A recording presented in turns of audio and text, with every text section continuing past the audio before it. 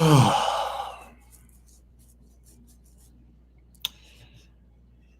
I'm just going to warn you before we even begin that there's music that's being played, and I'm trying to speak louder than it because when people play stuff, depending on if it's copyright or not, it can get me in trouble, or you can either get demonetized, or in some cases, have your stream's whole audio be taken off. So if you can hear that and it's like very loud, I apologize. There's nothing I can do about it. I don't understand these people, and I'm really just past the point of comprehension of a lot of their ridiculousness. But I'm probably gonna put out between tomorrow and next Friday a new edited video about this woman saga. There's like two different ideas I have, and both scripts are finished for the most part, but I'm trying to decide which one I want to use.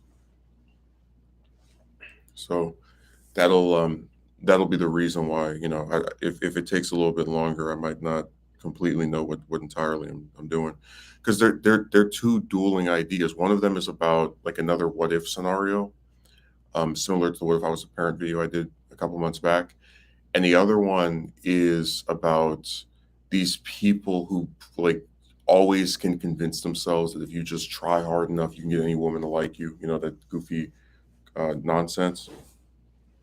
But I'll figure out which one I want to, I guess, accelerate the effort on, and then that'll be the one that comes out over this course of the next couple of days, because they are both finished for them, for the most part with their writing. I just want to clean up the second one I mentioned, and see if I can put that out, because the editing on it isn't going to be as hard as the other one. But yeah,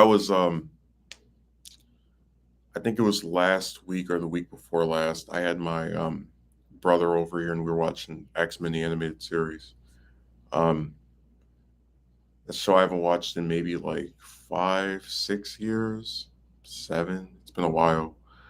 Um, but what I thought was so interesting is that that show technically has 9 main characters. Like no one is really given more importance than any of the other ones. They all have multiple episodes about each other, and sometimes they have an episode where it's about like 2 or 3 of them together. And I thought it was so interesting that in a show with such a large main cast, I still think that besides maybe one of them, it finds a way to give everyone something to do in just the first season alone. Um,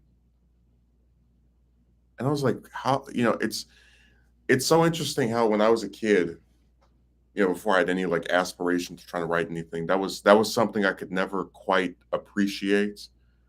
Um, but I noticed that when I was like rewatching it, and I was watching season 2, and they do more with Beast. I'm like, it's really interesting how I always have these people who, when you talk about wanting to write a story, they'll complain about, oh, there's too many characters or something like that. Because I said before that Young Justice is the perfect example of having too many characters.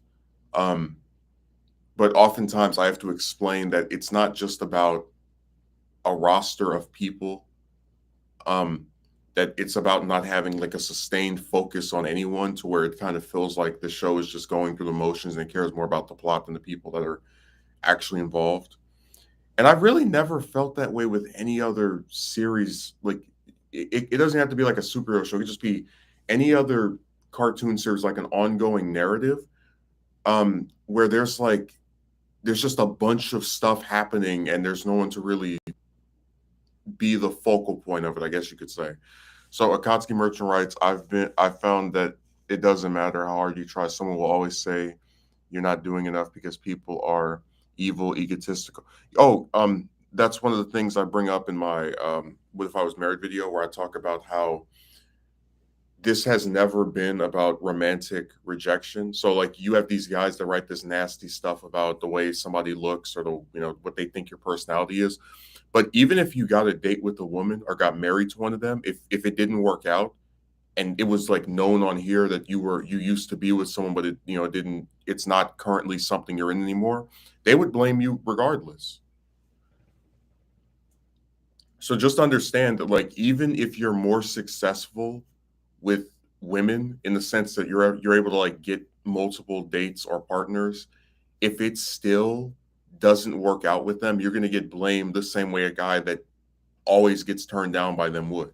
Because it's all this whole saga from when it started years ago with social media has been about taking men and basically putting them on a cross to bear the sins of chicks. So anytime a woman does something screwed up, you have to deal with the consequence of it and you have to take the fall for it. No, that was something I realized while I was writing that video. I said, no matter what happens, even if you were more successful with this stuff, right? If it doesn't work out, you know who's getting the blame for it. You know who's going to have a finger pointed in his face and told that he's no good. So that's something I realized just while writing this. Like, wow, there's no scenario where these people ever criticize the woman. They are just perfect gods who can do no wrong.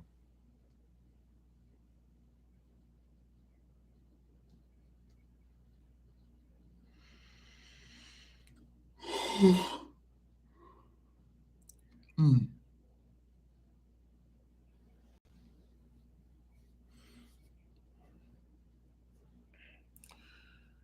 No, with Young Justice, I always have to explain to people that like it that I've never seen a series where you have this first season. Yeah, there's a lot of like Justice League members, but for the most part, you've got to focus on these 6 characters. And you could actually argue there's a 7th one with Red Arrow. Um, then you add in 2 more around close to the end of season 1, and one of them we've seen a few times before she officially joins. Then you do this time skip that takes place 5 years later, so you can have a bunch of off-screen character development stuff that would have been more interesting to see than hear about, which we get the reverse of that. We have to hear instead of seeing it. And I explained that like a time skip by itself is not something inherently bad. Like Dragon Ball has plenty of time skips, but they don't use that as a crutch to go, oh, by the way, this person had this like major development that we didn't get to see. Usually they're just done to like show there's been some amount of time and they've done a bunch of training. So the development is more like on a technical standpoint than actually having to do with some kind of character arc. But with the Young Justice time skip after season 1, all they could have just had it be 5 years, and we still have the same roster from the first season. They're just taller now. But instead, you get most of the members dropped for a whole bunch of these new characters that I really don't care about at all, that don't get focused on halfway near as much as the ones from season 1, with the exception of Blue Beetle, who they promptly stop focusing on after season 2 is over, to where he just makes cameos in the background now. So that's why that show, as much as I am not against it getting a 5th season, I can say with sincerity that I really don't mind not seeing any more of it. Because back when it ended the first time, I said, maybe I was too hard on the show. Maybe their actual intention was to make a bunch of characters during season 2, and then for season 3, it keeps focusing on the ones from season 2. Instead, they do the reverse. They introduce a whole bunch more characters, shift the focus around some more, and it becomes such a convoluted mess. And it's like, I don't care how good this story of this show apparently is to people. If I don't have characters that I think are interesting or likable, who are like the focal points or someone I can support, I'm just not as engaged. So it's just one of those things where I'm not I've never quite seen another show do this before. That's why I tend to use it as an example, because it's so interesting to me how you can have a formula that works, that really could have been repeated for all the seasons after season one. They just kept focusing on those same 6 or 7 and like add 2 more in. But instead, it's like they got ahead of themselves, and I just think there's almost nothing they can do that's going to make up for I don't want to say lost time, but it's very difficult for me to get excited for that show. And I know that I'm generalizing, but very few people have shown that they are good at heart. Everyone else is either massively egotistical or just an evil person.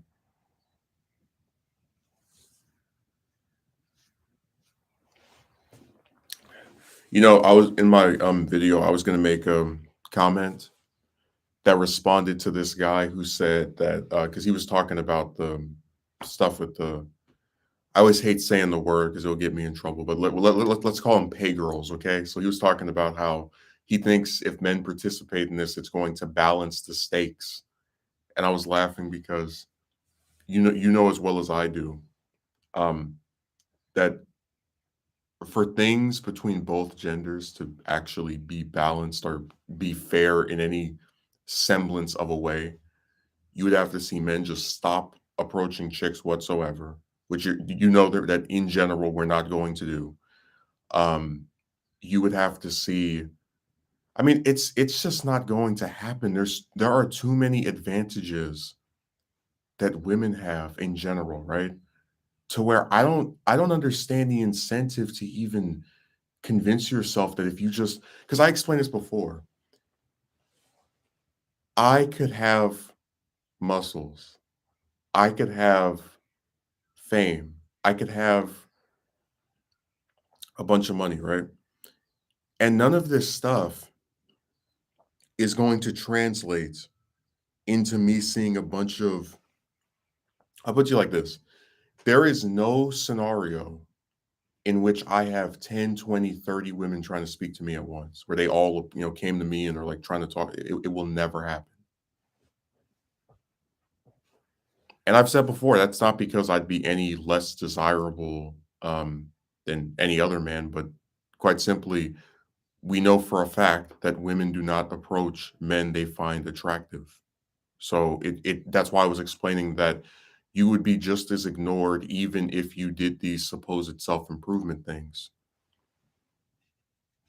And the only people that would pay attention to you are these same guys that do now. And they're not, and I've said this in the video, they're not going to have a character arc where they go, oh, you know what? You did all the stuff we told you to do. There's something wrong with these women. Why would they turn down someone as good? They're going to say, you probably did this. You probably did that. Anything we can say to defend the dingbat, because it's always your fault in every instance.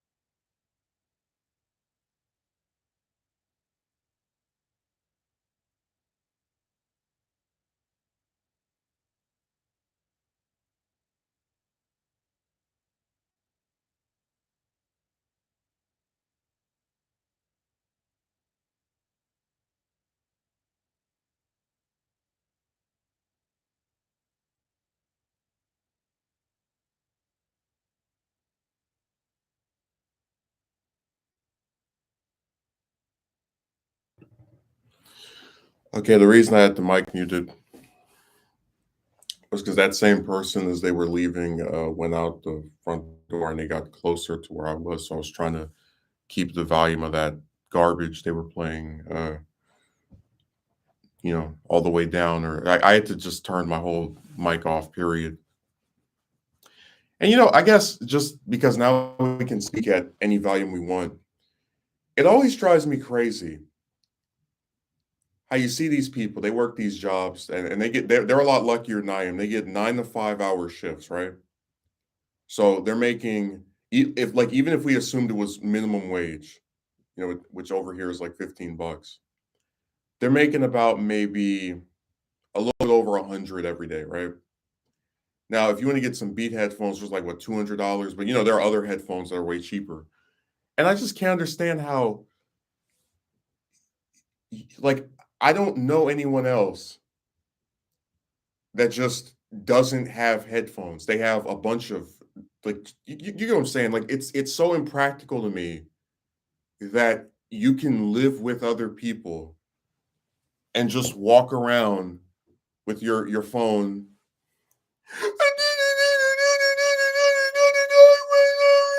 This extremely loud mute and like it that's why I told you there are two there's just this prevalent double standard where every time we do a stream, we speak at and there's someone else here, speak at a room volume. Um, you don't play anything that's loud. But then with this person, loud stuff at their, never-ending stay-at-home order job from 8 in the morning until 5 in the afternoon.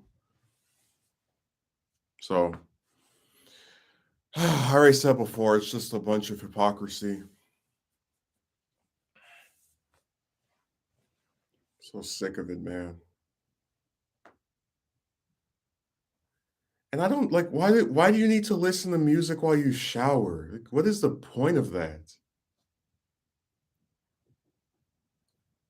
God, it's just weird.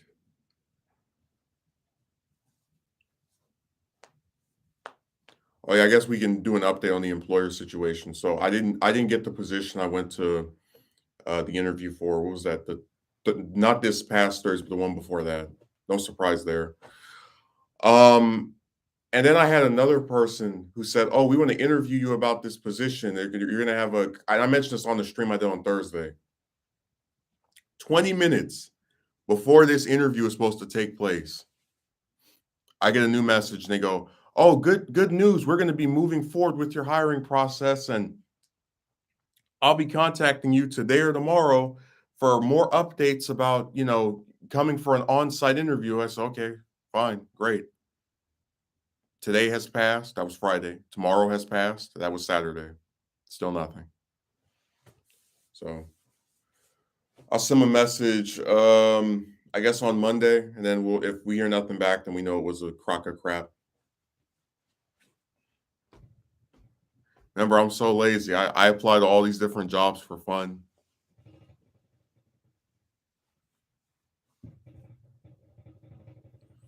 I think that's really hilarious. You're so lazy. You don't want to do anything. So yeah, I will never forget that Twilight Zone-esque period where when I was doing my show, every day I would get up and draw like 30 pictures, and then you'd have to grab the voice clips and edit it.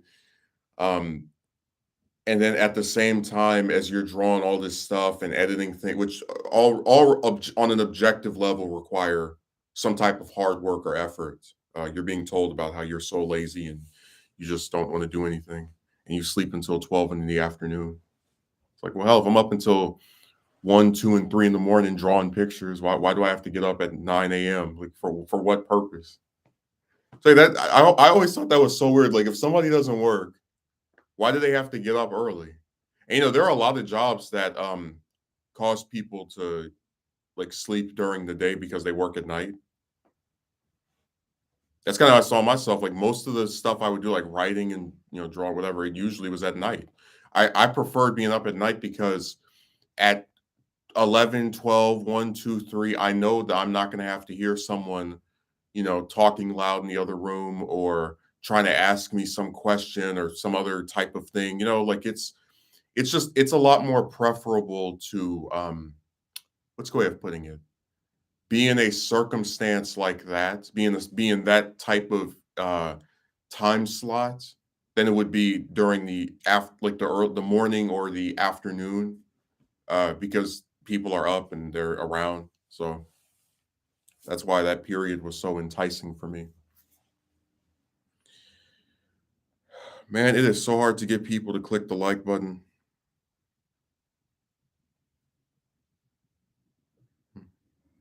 Every time I think of like analytics, I'm always reminded of that one song. I'm forgetting the artist's name. It's a duet though.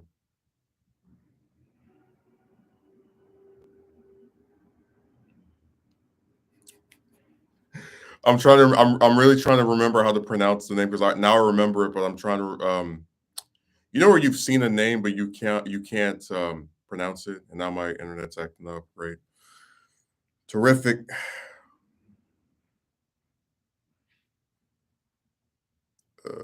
It is Evan Evanescence. How do you pronounce that? Where there's the part that in the "What Have You Done" song, where the guy's like, "I know I better stop trying." That's how I feel every time I go. I'm like, "Hey, can people click the like button?" Nope. Can people leave a comment on this new video? Nope.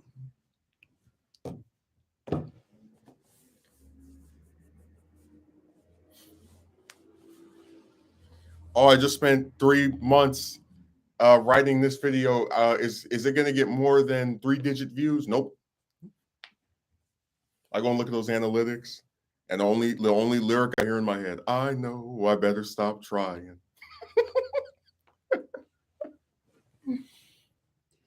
No, with the video on that guy's stupid comment, I was just like, I only use that one as like an example of how on a purely substantive discussion,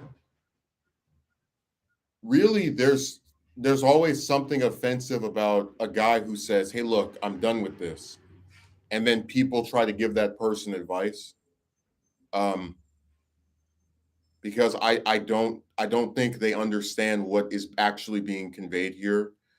And I always say that, like, if a woman were to, for example, I'll just give you an example. There's a person I know who said that while she is okay with adopting children, she does not want to actually give birth. And when I was told this by them, I didn't argue with it. I didn't go, "Oh, but you're young. You might change." It didn't matter to me. This is a decision they made. If maybe they might, who knows, and who really cares? That's nothing to do with me. But I'm saying that, why is it when chicks make a decision about something, I am expected to respect or otherwise consent to the fact that this is how they feel or this is what they want. But then when I make a decision, when I want something or don't want something, I have to like argue the merits of it, or I'm expected to substantiate it with some other explanation. Because I really, people always say like women don't owe you anything. I don't owe them anything either. I could just come on here and I don't even know an explanation for why I'm sick of them. I could have done a stream or a video where all I said was, "Hey, look, a lot of women are stupid," and then that could have been the end of it. I wouldn't have to go in depth about, "Oh, this one did this, that, and the other." Because I don't owe an explanation for why I'm sick of something in any regard.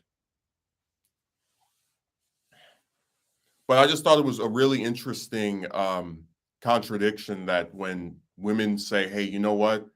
I don't want to do this. I'm not interested in doing this."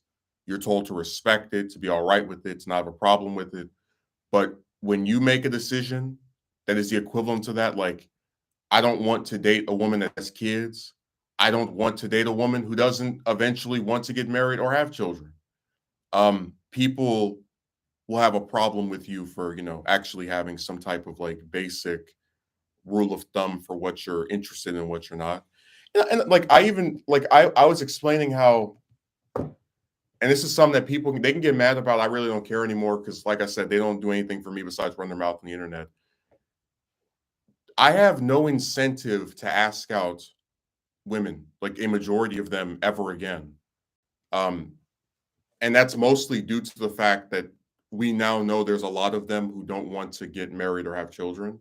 So even if one of them in a hypothetical were to agree to go on a date, it still isn't going to last because I'm not going to suddenly abandon what I want to give this person something that they claim to want, and then they could quickly reverse and go, oh, I want to date this other man. So when you have a group of people who like already are a pain in the backside to even bother speaking to, and then they take away the few things that they have over pay girls, and I'm talking about when I use that term, it's all the more disincentivizing to even bother with them, period. How are you, Jim? These last 2 weeks have not been a gem. They've been a what's that term? You can't polish a turd. That's what they are. God, I enjoyed your tributes. Oh, thanks.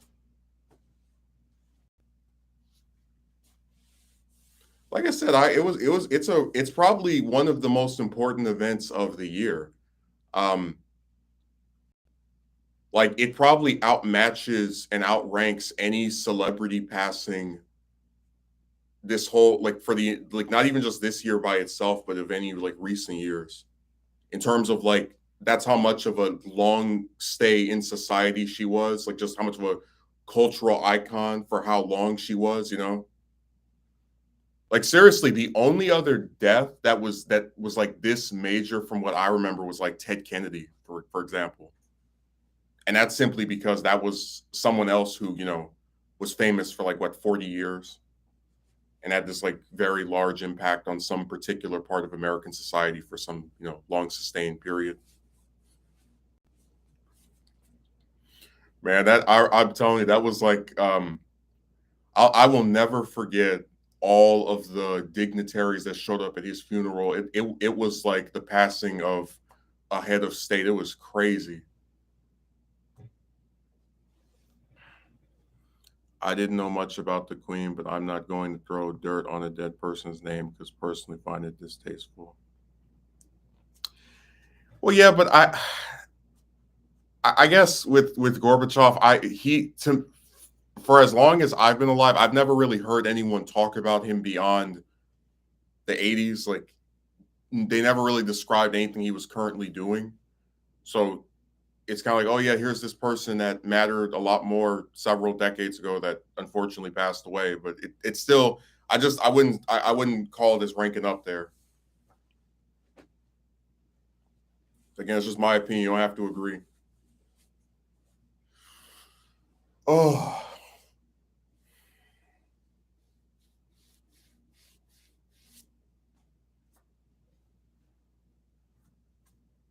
right. I'm not saying the end of the Cold War wasn't important. Uh, I'm simply stating that for as long as I can remember, I've never heard anyone mention him in any recent context. Like it's the same thing with Cheney, one of the most powerful vice presidents ever, and then after he leaves, you hear almost nothing about him. Seriously, you could probably name on one hand all the times you've turned on your TV or looked on some news article. And, oh, look, the former vice president is saying something. Oh, he's alive. Come on, they would have said they would have. I mean, he acts like he's not, but still.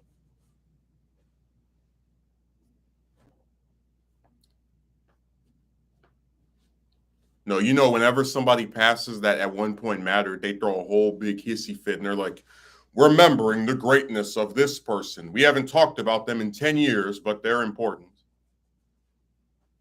That's why McCain's passing was like really sad to me because that was one of the few politicians who, when I was a kid, I remember very like actively because he had ran for president. He was like even after he lost, he was still a senator. Um, so in a lot of ways, he kind of was one of the first ones I really paid attention to in some kind of way. I want to say I grew up with him or something, but just like That's what a 10-year period of always hearing about him in some capacity.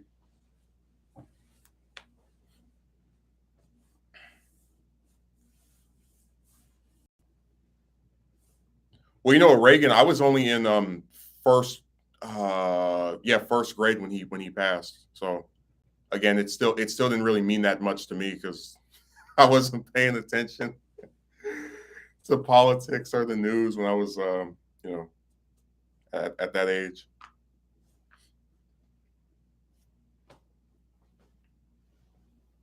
Now, when his wife died, Nancy, that was actually somewhat impactful because I had seen her on, like during multiple different interviews talking about, like stem cell research, and she had been at the different RNCs that they had in like the years following her husband's death. So she in a lot of ways, I have more memories of than him because she was around up until I was like, the end of like my tenure in high school. So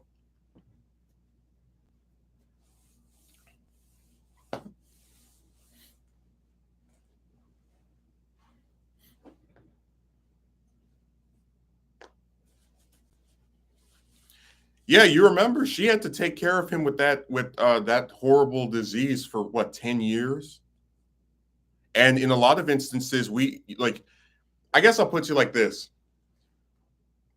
Um, by the time I was born, he like Reagan was just in seclusion. He had this horrible disease, so you didn't see him. He didn't give any speeches, whatever. But then you would see occasionally his wife, who would give like an interview, or I know that she met with like the Bush White House a couple of times. So in a lot of ways, she's a more important figure politically for me anyway than he was, and that's only because I didn't. By the time that I was even around, he wasn't for the most part. Well, yeah, that's what his son claimed.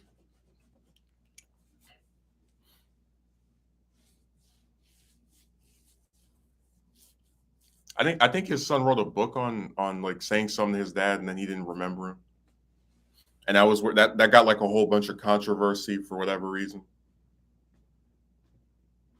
It feels like anytime someone who's close to another person writes something about them and people don't want to believe it, they get like very angry at that person. Um, like I know that in Ralph Abernathy's autobiography, he mentions King's like extramarital affairs, and people were losing their marbles, and they were so angry, and they were like, "How could you betray him?" Like it's like this is not some. This was one of his closest friends, you know. And when he comes out and says this, it carries a lot more weight, and it's way more believable because this isn't some random person. But also, like, if he reveals this, what's the big deal? They act like I don't know. People just have these warped ideas of, like I guess if you're someone's friend, you're supposed to take all of their secrets to and I really don't see why cheating is like I'm not saying it's a good thing, but it doesn't erase what King did for civil rights. So I don't quite understand why they've always had this problem with acknowledging it. People cheat all the time. It just makes him more human.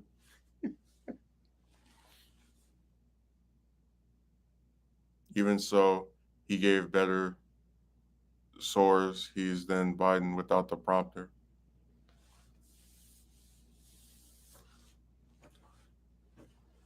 I mean, they didn't call him the great communicator for nothing.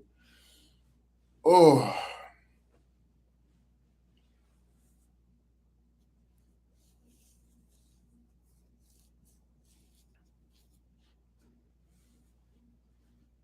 I'm gonna have to retile the name of the stream because I already know what's gonna happen. Somebody's gonna complain. You said this stream was gonna be about good writing, and then you turned it into one about the news. I already know. I'm telling you, when people don't make content on this site, they don't understand stuff. They really don't understand how if you title a stream something, you're assuming it'll be about that topic for the whole thing, and then maybe because of your responses to another person in the chat, it might turn to something else. I'm just saying it gets on my nerves because they act like I'm supposed to predict how a whole hour, 2 hour stream is going to go, and I can't.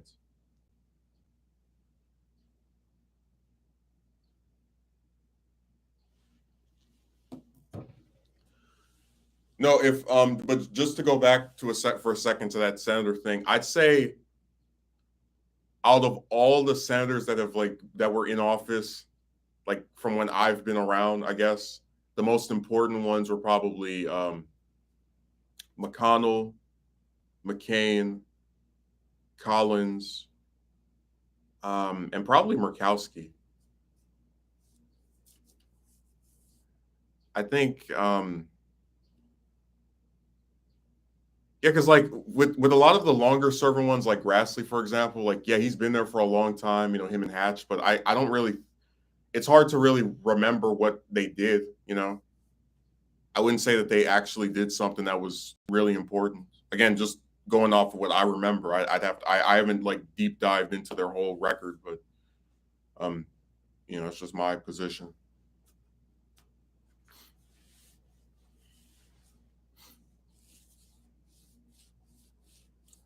No, McCain was really important. Did you see all the hate Amazon Lord of the Rings is getting? No, I what hatred is it? Is it acquiring? Is it going to be like that He-Man remake where people were losing their marbles and calling it a terrible adaptation? You know, the problem with Feinstein is that she's known for like gun control, but even then, like on most issues, she's so milk toast. Like she's okay at best on international stuff. Because I did appreciate her, and I think it was her and Sanders, who are both Jewish, coming out in like support of. They didn't support what's the name of that movement? It's boycott. It's like BDS or something. It's the one against like the Israeli government, how like it's protesting doing business with Israel over what they do to Palestinians. Um, I appreciated that, but again, on most issues, she's just kind of whatever. I think she's going to be remembered for being an important female politician, as far as like, oh my God, longest serving woman senator ever, or something like that, right?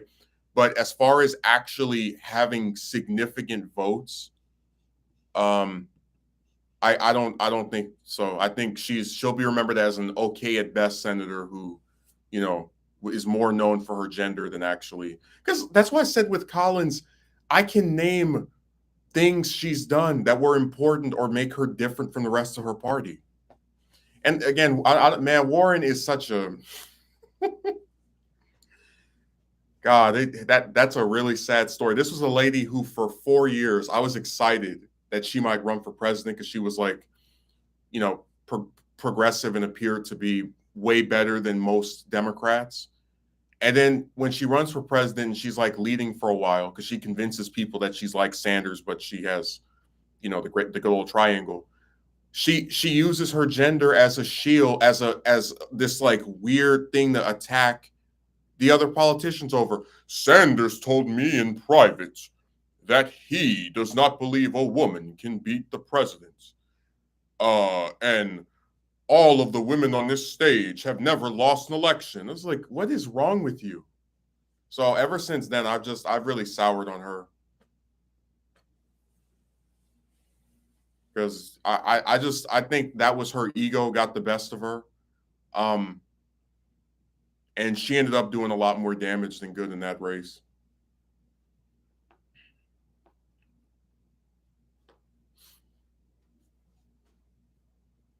It's all hot air from wearing. Oh yeah, that's why I don't even really talk about her anymore. Period. Like almost every news story I see that has her mentioned in it, I don't say anything because what's the point? All she does is sit there and say one thing and do the other. I told you that what ends up happening is people are so ambitious, like they want some other office, they want another term, whatever, that when they have power, when they get a term in Congress, they just completely waste it because when I get the next one, I'll do something. When I get the next one, I'll do something. And that's why I said if I were to try to run for the House and win, which I don't, just like hypothetical, right? I would act as if I'm only going to get one term, so then I don't have to sit there and be afraid of, oh, what are my constituents going to, whatever.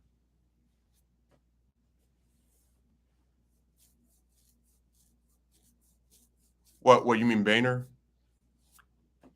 By the way, one of the dumbest videos Kyle ever did was where he said that he couldn't think of any speakers of the House besides Pelosi, and I was just, that was so sad, man. That brought a tear to my eye. It's like, because I mean, like, I don't like, I'm not going to sit here and pretend I'm completely knowledgeable of every office holder. Like, I would freely admit to you that I don't remember most governors of my own state. But again, it's like speakers of the House are I would say are fairly easy to remember. I don't know. It's just my opinion. I don't even have to look, and I remember Gingrich. He ran for president after all. So it's sad that these people just, they can be completely ignorant on a lot of stuff, and they're seen as like these very knowledgeable, intelligent people, and they're such brilliant debaters, and we should all take them seriously and listen to them. Whenever something new comes out and people in mass hate on it, I am hit in the least bit surprised. People are hate mongers and vigilant members of the mob mentality. But yeah, when one person starts saying this is bad, a bunch of other people latch onto it. I know some movie reviewers that they'll get so associated with like a particular criticism or thing that's nasty that people say about a certain film, that when someone sees a person say they like something, they'll come over to that video and say the same thing to that person, so where that they saw this other person's review because that they're the only one that says that weird phrase. How could they?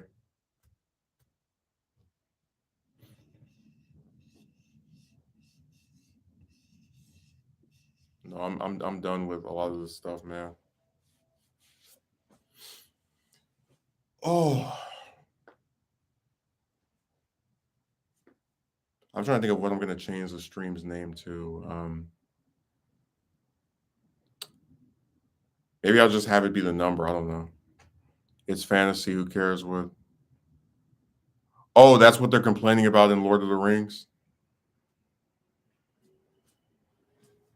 The elves are, excuse me, the dwarves being a different ethnicity. Really?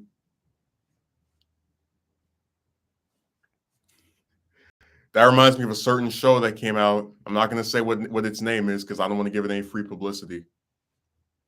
Where there was a character that came back from another show, and his hair was one color, and they changed it to another color, and all these fans were complaining, why did they change his hair color? Like, man, who cares? Yeah, you can definitely tell where they get their opinions from. No, I'm not joking that some of these people are like parrots. Like, they'll say the same thing verbatim that somebody else says. They hear it from one reviewer or one commentator, and now they're spamming it in everybody's comment section.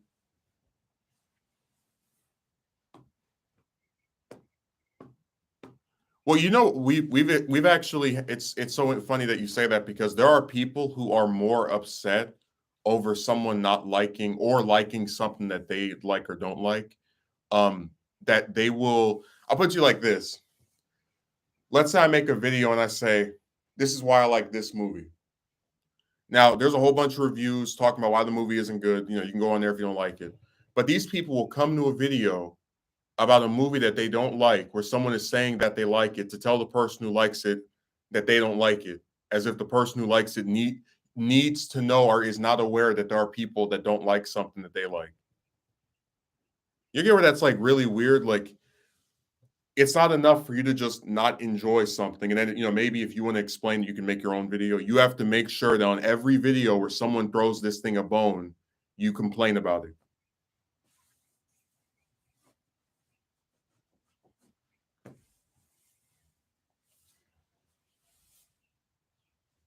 Gotta dread the hate. Yeah.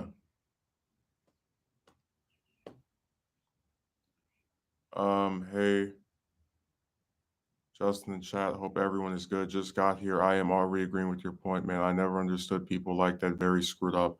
I'm not even joking. I'll never forget when I used to post stuff on Instagram because I would just talk about the news and I would say, "Oh, I like this. I don't like this." Um, you would have these people, and I'd never seen them before. I guess maybe they find my stuff because I put like like the little hashtag or whatever. It'd be like, "You are aware that this person is this, right? Uh, your opinion on this makes no," and I'm like, why, what, because I always thought that was creepier, like because how I explain it. YouTube is a site where you make a video, anybody can see it, whatever, unless you unlist or private it. But the idea is people are going to see it and they're going to say something, whatever. But when you have your own little like profile on some website, sometimes you only have 200 followers, sometimes you have even less than that, and you have these like weird people that you've never seen before who are like, "I am upset that you think this. I will now tell you how upset I am." It's like, go away. And it always drives me crazy because they'll do this stuff on like a post. Like I'll never forget one time I wrote this thing on a character and I sat there and I wrote paragraphs about like I found him interesting because of this, that, and the other. And then somebody comes on the comment on that post and says, "I think this character is boring. The only good thing about this movie is the ending." And I immediately get rid of it because it's useless. Like you're not. How is this character boring? How is the whole movie not good except the ending? No explanation. It's just nebulous crap. I mean, seriously, what's the point of having, in most instances, when you leave a comment on one of these sites, you can write a comment as big as you want, right? What is the purpose of being able to write paragraphs long comments that so where you have enough space to explain why you believe something if you're not going to explain why you believe it? No, man, I don't even use that stupid site anymore. I'm done with them.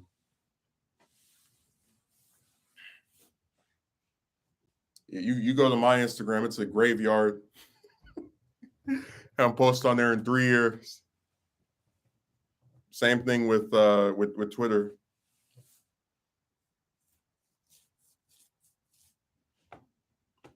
Really, I don't even use any social media sites besides here and like maybe Discord, and I'm getting close to canning them too.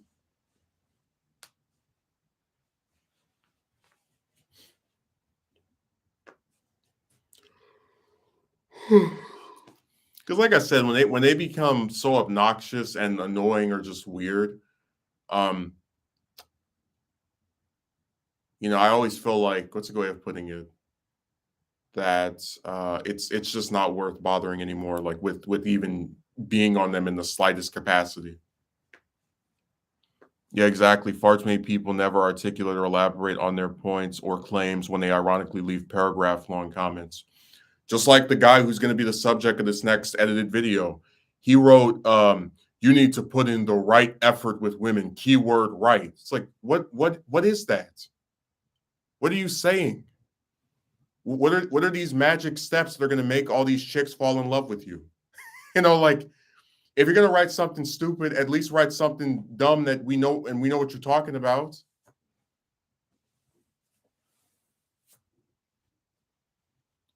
Just a bunch of nebulous garbage. And I was even going to compare his comment to what that dingbat said. What was it? I believe you would prematurely cut off a woman who was interested in you, or some kind of garbage. And how like these people use these nebulous terms that are not defined by any specifics. Prematurely could be a week, a month, a year, a decade. We don't know what she's talking about, but you're going to prematurely. That basically the only way to not get blamed by her for why something doesn't work out is to just talk to some woman indefinitely, like forever. You're just not allowed to stop speaking to them, or else you prematurely cut off a woman that was interested in you, as she was ignoring you for over a month, but she was totally interested.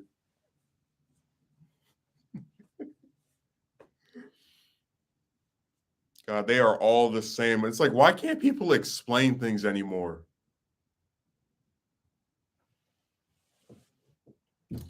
Like, imagine if I made a video and I said, "Man, I'm so tired of women. They're just this extremely irritating group." Why are they irritating? And then the video just ends like that. It's a little 8-second video.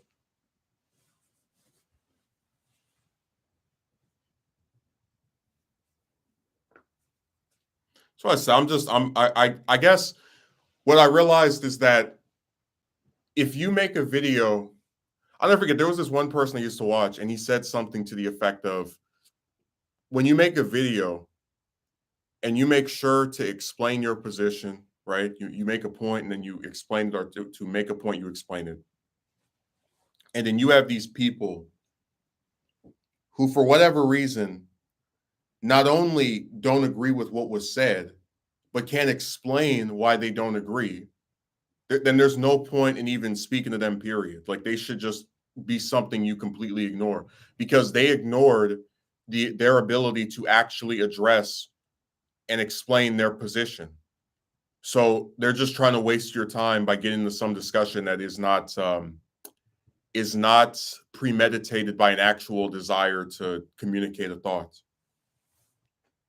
I noticed that a lot of people on the internet will not elaborate on their points. They will instead presuppose their claims and inherently correct and double down on them when they're challenged. Yeah, definitely. No, what's the point of trying to argue with somebody, or like have a conversation with someone who watched a video where you explained your positions, and then when they respond to it with a message that is clearly them trying to speak to you, they can't even tell you why what specific things they think you should do to get this magic result that they're promising.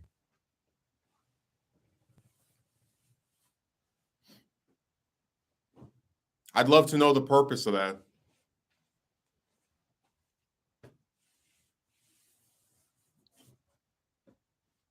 So I'm supposed to sit here for several weeks or months writing a script for a video, and then you're going to come on that video and write some comment where you don't explain any of your positions, but you apparently want me to like say something back to you.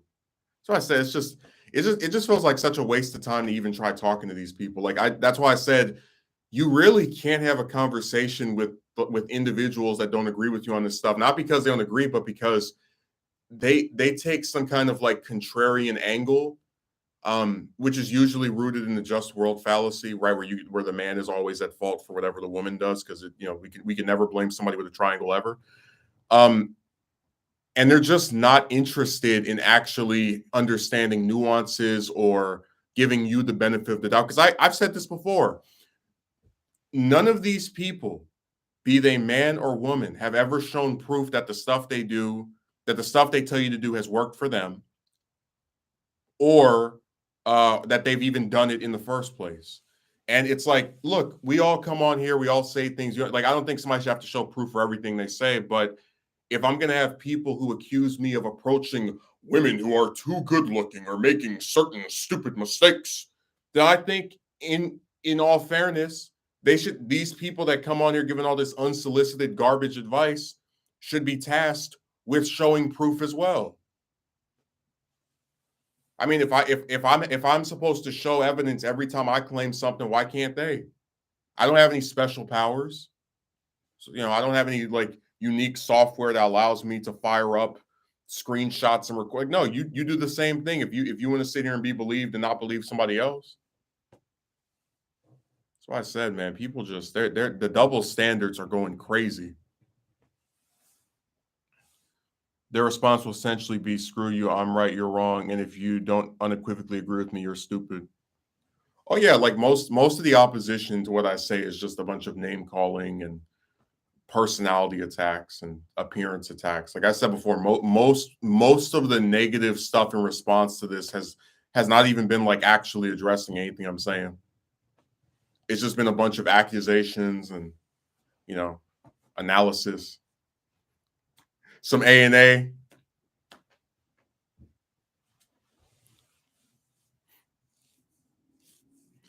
I mean, Megumi can say that he agrees, but he probably approaches conversations with other people in a weird way. Now, I have no evidence of that. It's coming completely out of my backside, but I'm just going to accuse him of it anyway. Yeah, but why is that why is that the case? Because ultimately wouldn't be beneficial and fruitful for both parties to actually consider discussing the nuances when articulating points. I tell you, they always try to say, you have a problem with people that disagree with you. Said what disagreement is to be had? Like, imagine if I make a just as an example, a video about some woman that agreed to date me and then she says nah. And then in the comment section, somebody goes, she probably agreed to not date. She probably changed her mind because you're ugly. It's like, how is that a disagreement? What argument is there to be had there? Why do I have to tolerate that? It has this weird guy's opinion of my appearance has nothing to do with the scenario that's being described to him. So like what is the purpose of even entertaining that? I really don't understand. So I said these are not disagreements. It's just a bunch of character analysis and accusations.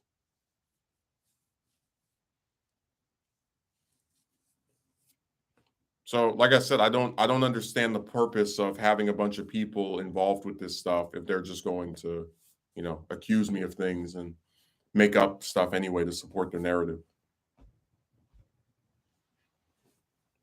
Jim, I want you to do me a favor. Go out and approach 100 women so that if it doesn't work out, instead of me asking like, "Hey, what happened in these specific cases? Were there any standouts, highlights?" I'm just going to accuse you of having like screwed up every single time because it's always the man's fault. But you should definitely try and keep attempting to, get this thing that uh, I already will accuse you of being the cause of when you don't get it. But yeah, you should try appealing to me. I'll never go over that one idiot that wrote approach 1,000 women. But again, it's like this is why this whole thing is such a joke to me because for whatever reason, people on the internet, mostly guys, have convinced themselves that chicks are these gods who like they believe that. They believe that based off of the type of stuff they tell you to impress them. It's very obvious. But at the same time, when they tell you the self-improvement stuff, they always leave out the fact that even if you were to do these things, you're not going to be on equal footing with chicks ever. Like, do they not realize that? Do they not know that a man who has muscles is going to have less women asking him out than a woman who's either 300 pounds or skinny simply because of his gender, because of the fact that most chicks don't ask out most men, whereas with the other gender, it's the reverse. That's why I said you're playing a losing game because everything is in favor of chicks.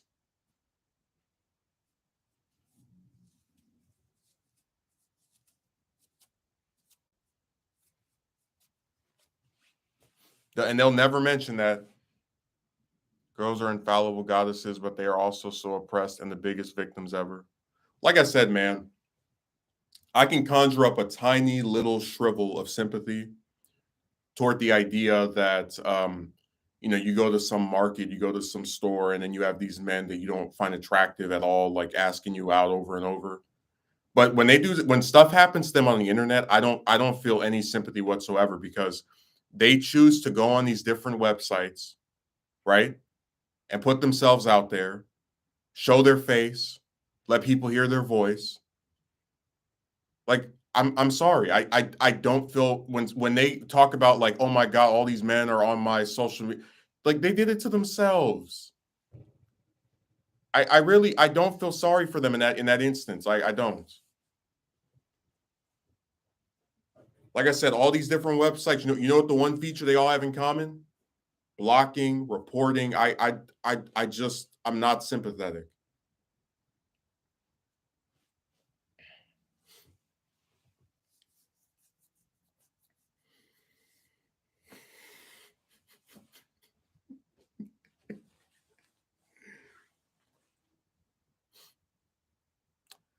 Akatsuki Merchant says that could literally be Oh, there could literally be a war veteran or PTSD, and some women will pretend to be more traumatized than him because a man catcalled her.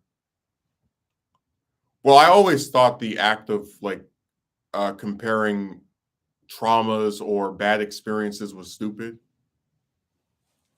Sometimes it can be all right if people are like, "Hey, I've also had this happen to me," etc., just to try and like relate to someone. But I told you that people just for whatever reason have this inherent disdain toward men, and it's not even just chicks that do this; it's other men. Like you saw what happened on James's video in a calm, articulate manner where he didn't call anybody out of their name. He just described like asking women out and getting nothing. And he had some guy going in his comments and talking about, I thought you were gay and I don't like you have bad hair. And it's like, why is that necessary?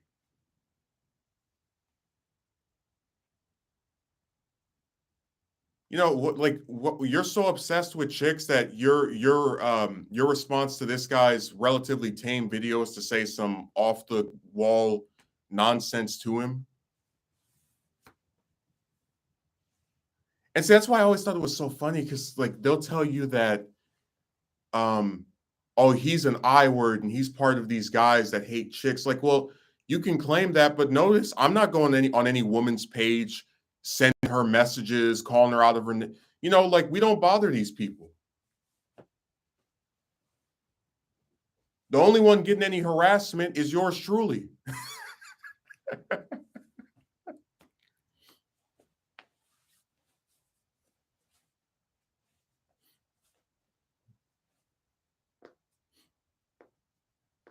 I've said it before. There's not a single woman that I have stopped speaking to who I still look up stuff relating to. Not a one.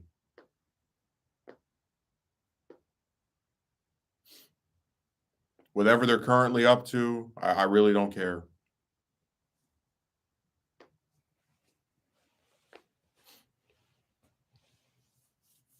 So I said when you have like a society where people just think every man is supposed to be obsessed with chicks, it causes stupid stuff like that where they can just convince themselves, oh yeah, we're all sitting here just depressed and wishing we were with these broads.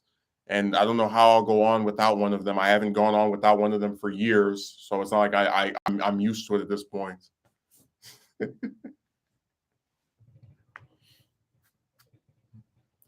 I tell you, the really just comedic thing about all of this is when you realize how like even in getting with one of them, it still could suck.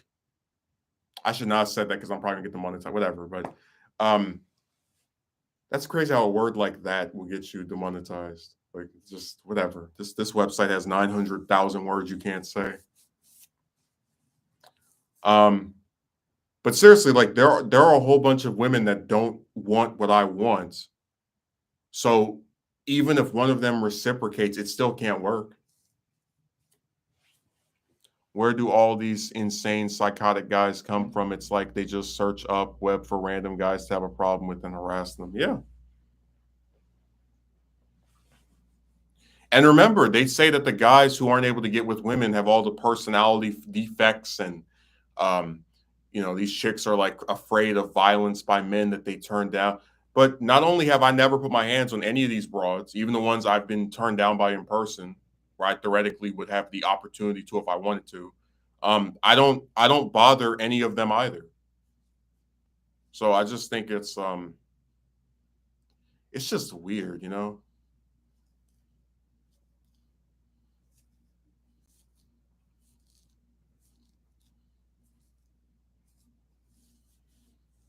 No, they'll never mention those external factors. You will never hear them talk about those racist pay girls. I'm telling you, that's one of my favorite videos from this whole year, my unpopular color. Because I don't even talk about ethnicity or race or any of that stuff. And these other people just kept bringing it up. Like, I can't tell how many times I did a video about just something, right? You just talk about something. You are this word. Like, And they just kept doing it over and over and over and over and over again.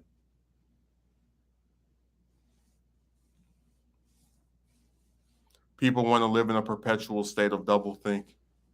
Seriously, you will never see these people admit that there are chicks, some of whom can be the same ethnicity as you, who will not date you, and it will have nothing to do with your weight, with your personality, um, with any other trait of you that you actually could have some control over. It's entirely based around your race.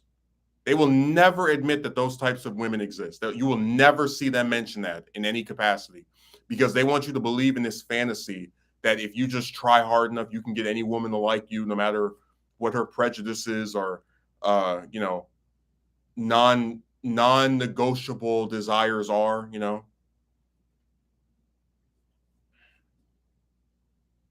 You will never see them mention that in any capacity.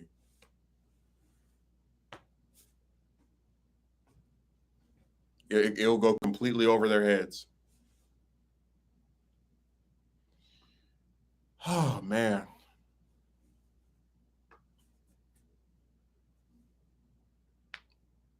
And I just find that so sad. Like, these guys want to believe in the sanctity of chicks so much that they have convinced themselves that, oh yeah, if you just have muscles and money, you can just get any woman you want. And they've even convinced themselves that this stuff is like even worth doing. I mean, like, and I said this before, because they like to play a little narrative. I am not against someone self-improving or improving themselves or work, whatever the term you want to use for it is, if they are doing it for themselves. Because when you incentivize someone to do something because you promise them that this magic woman will show up, it can leave that person feeling very awful when that does not happen. Just like I was told when I signed up for those stupid dating websites, oh yeah, if you keep swiping, was it right, whatever, on these different chicks, oh yeah, one of them will like you back. And I remember one day I just swiped on like 40 of those bastards, heard nothing back. I said, this is stupid. It's a waste of my time. Um, but I'm saying that you can't incentivize someone to do something that you claim is for their benefit when every time it's stated to you, it's because of something having to do with women. Like, for example, if I tell my brother to pass his math test, that's because I want him to get a better grade. That has nothing to do with some little girl thinking he's handsome. It's just, you can't tell somebody to self-improvement is a contradictory concept because it's not about actually improving that person for themselves. It is always, and it isn't, because every time this type of garbage gets written to me, it is always couched in the context of appealing to a bunch of random chicks who 9 times out of 10 do not have any of the qualities that these people tell you that you should have to go on a date with one of them. It's only when it's used to incentivize, I guess, solely for the purpose of getting a chick interested. Right, but I'm saying that, like, I'm not even joking. When I've never seen people tell me to do this stuff outside of if they're trying to give you advice with women. Like, oh, go to the gym. I like, for what? Oh, random chicks may like you. And I said before, you need to have muscles to date a woman that's 300 pounds. You need to be a millionaire to date a woman who lives in a box. Like, what semblance of sense does that make? You need to have 100,000 subs on this. What? See, like the one I always thought was the funniest was when they said you should have status. Right, that was one of the other like things I've heard written. Like, they don't use it as much, but fame is such a nebulous concept because I'm not even joking, especially if it's on the computer. There are people on this website who have 100,000 subs, 200,000 subs, and you've never even heard of them.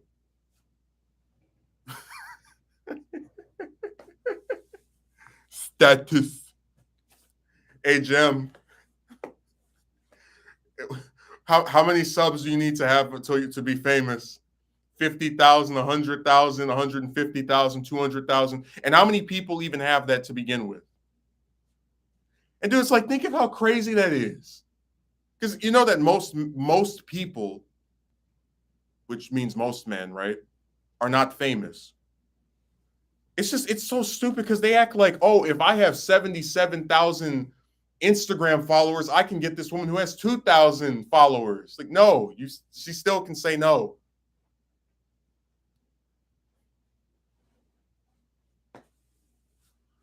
You have 6 subs today, but if you're really super duper positive, you'll have 600,000 subs by today of next year. Dude, my favorite thing is like when you consider how many views you have to, like, when you consider that most people who watch someone don't subscribe, and how many views you could get and still have less than, like, what's the way of putting it? Believe me when I tell you that you could get a video that has, let's say, 10,000 views, and you might only get like 12 subs. Man, getting subscribers on this stupid website is just, it's borderline impossible. Yeah, ironically, I've always noticed that it was a pyramid scheme just from that. It also confirms that most chicks aren't interested in you just by being yourself, which is another point is preached. Well, I'm just saying, man, that like whenever you have nebulous terms like self-improvement and work on yourself, that means so many different things to so many people. All that's basically being said here is that no matter in what ways you improve, you're still going to be crapped on if you're not able to get a woman. Like no matter what type of strengthening of yourself you do in some given area, you're going to still have the same pricks, telling you that you're not enough or that you haven't done enough or whatever. Which is why I said it's a waste of time, because what is the purpose of appealing to groups of people who cannot be appealed to? Doesn't this make chicks seem shallow in a way? This is what they often tell guys after all. I mean, I always thought it was so funny how they'll sit here and tell men that, oh, you only care about a woman's appearance and you're shallow and all the women you ask out. It's like, first of all, I just see an attractive woman and I say, okay, that woman's attractive. I don't sit back and wonder how much does she own? Is she famous on the internet or in real life? Does she have muscles? You know what I mean? Like they're the ones who overcomplicate stuff. They're the ones who are shallow. They're the ones telling you jump through 900 hoops. So I said everything they tell you that you need to not be, that's what chicks are.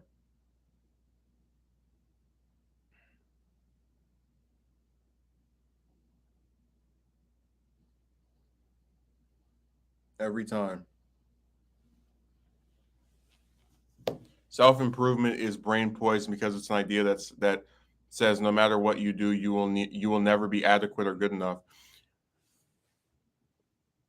Well, I would actually disagree there. I would say it is something that encourages you to believe that if you follow this particular person or that particular person's steps, you will suddenly have some type of noticeable change in the results you get.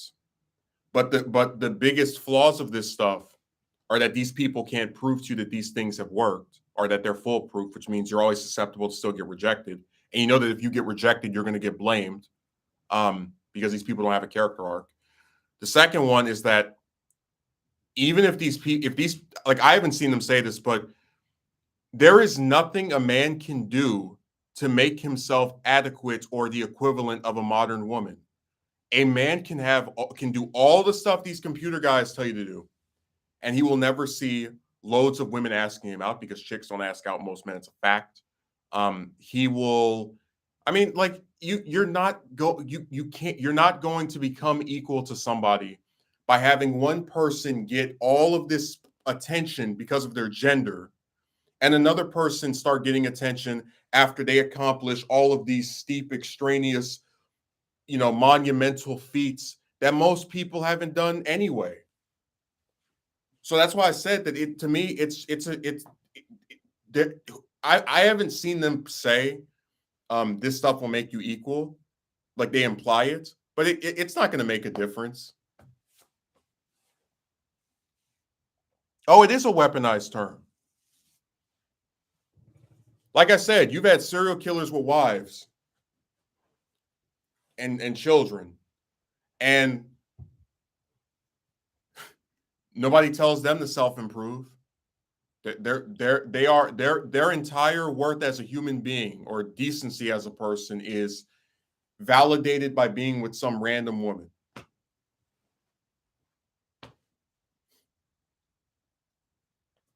Told you, I've turned down, I think 2 chicks. Nobody tells them to self-improve.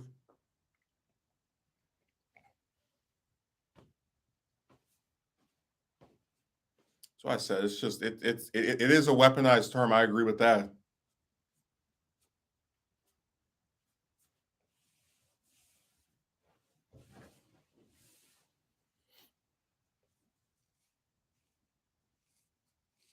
Where did Jem go? Oh, I forgot he left to go start building his channel so he can get his hundreds of thousands of subs, and now women will find him so attractive. All the gold diggers and Johnny come latelys will start appearing out of the woodworks. They'll start jucking and jiving to try and get and get.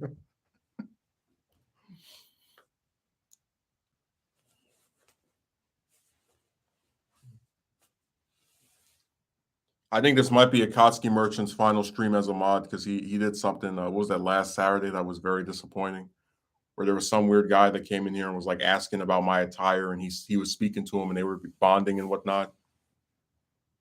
Well, dude, that's what drives me crazy. That people always are like, "Oh, it's just you're just streaming." It's like, yeah, but if I stream and I'm somewhere where there are other people, I have to find somewhere where it's the quietest. I have to like speak over whatever they're saying in the background, on top of doing whatever other content you might do. Because one of the things I hate is like recording a video because first you record it, then you edit it, you cut all the stuttering or mistakes you might have made. It's just it's not. That's why I said that I will never get over the stupid smear of me being lazy. I will always remember that. It could be 2040, and these people ask me, "Why don't you like us?" I'm like, yeah, you called me lazy while I was sitting there and writing several page long scripts and reading hundreds of pages worth of books to do a damn documentary. Like, yeah, that is this thing that is the scar that will never heal.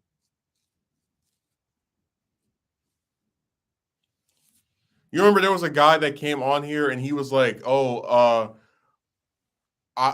he was like saying something about the employer thing, but then before that he wrote some weird comments about why do you wear this? I'm just curious."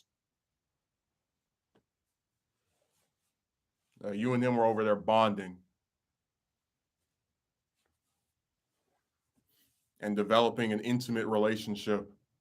You're probably gonna start appearing on his streams. It's always going to be used to dismiss the efforts, what the guy did, and indefinitely keep up adding more things for the guy to achieve, like moving the goalposts. Man, I remember when I was a kid, I had these like different. I think it was. I remember somebody said I was like boring, right? And I like it. Basically, I know for a fact it's always moving the goalpost because during a period where you're not expected to have muscles or be able to do like most of the ridiculous crap these people tell you to do, they would still find like issues with you. And like now that a lot of that stuff is seemingly gone or something that they don't use anymore, they just go to something else. And that's why I said that it's always your fault. And I truly believe the best course of action that can be taken with these people is to just not acknowledge them at all. Like I can't do anything about the ones in real life, but in real life, most people don't ask me about this weird stuff. But when you see some guy or some woman who's trying to like argue with you about this stuff, just ignore them. Don't even just like if I speak to another chick and she starts to try to like tell me about the errors of my ways with saying I'm done talking to just unfriend them or get like it is not helpful in any conceivable way to talk to a group of people who think that they can blame you for everything and that's not crazy. And who are this invested in stuff that has nothing to do with them.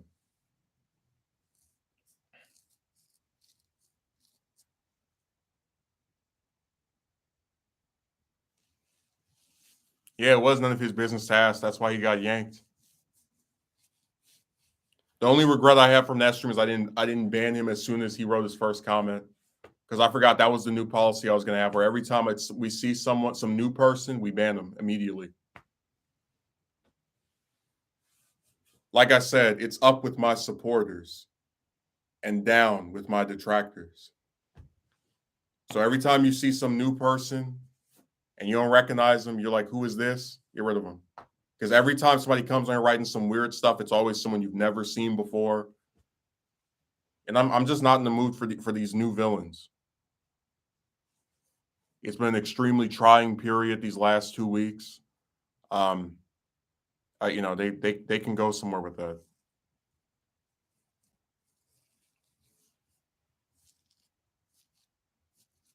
Because now I just read the username and I look at the picture. I'm like, I don't know this person. Goodbye. I'm not sure banning is the best thing. I get banned for saying hi on me. But this is my thing. If every time somebody writes something weird or nasty or hostile, it's always someone you've never seen before, what is the purpose of keeping these people around? If there's a clear, distinct pattern of them acting weird.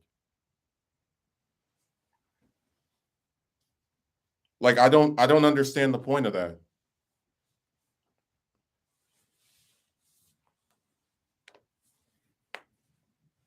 Told you I don't have any delusions of grandeur. Like I know I'm probably always going to have like maybe a few people watching my stuff. So for that reason, I really don't feel like we've lost anything by saying, "Hey, look, all these new ones that only conveniently show up on the stream, get rid of them."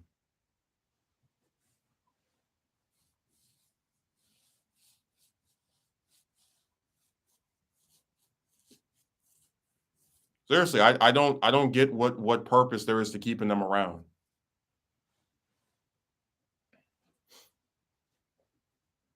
I agree. I'll support your decision. Of the time I've been sub to you and showed up to your streams, I have seen a plethora of random guys instantly being antagonists to you for no reason.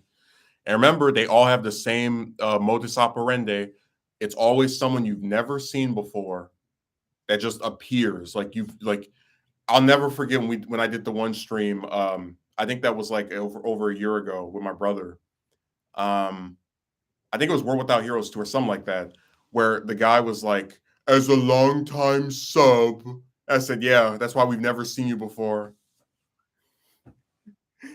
And you're like, just because I didn't leave any comments doesn't mean I don't watch. It's like, yeah, but it does mean that you don't have a record to actually go along with your claim.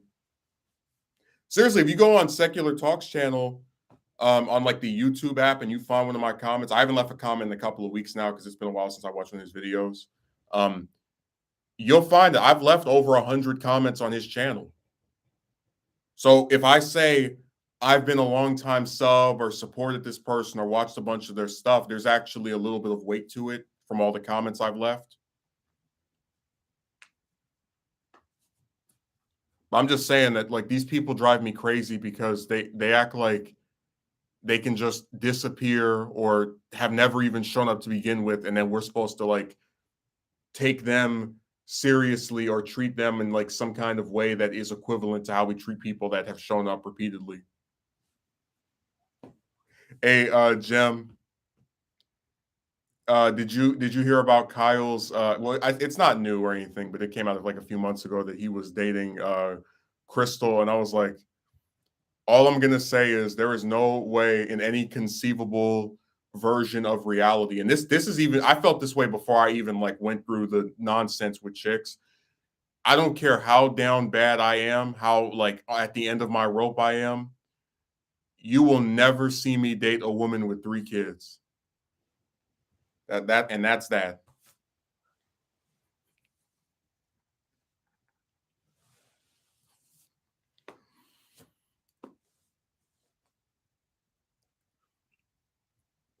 Like I was explaining to my friend, I said, you don't think it's weird to go from being a bachelor, like someone that lives by yourself, not married, you know, seemingly has always just been on your own to like now having three stepkids. Oh yeah, they're all by the same guy. I mean, you know that like you know that there are certain other people that like to do the multiple kids by different men thing, but you get where it's still weird, right? That like couldn't be me.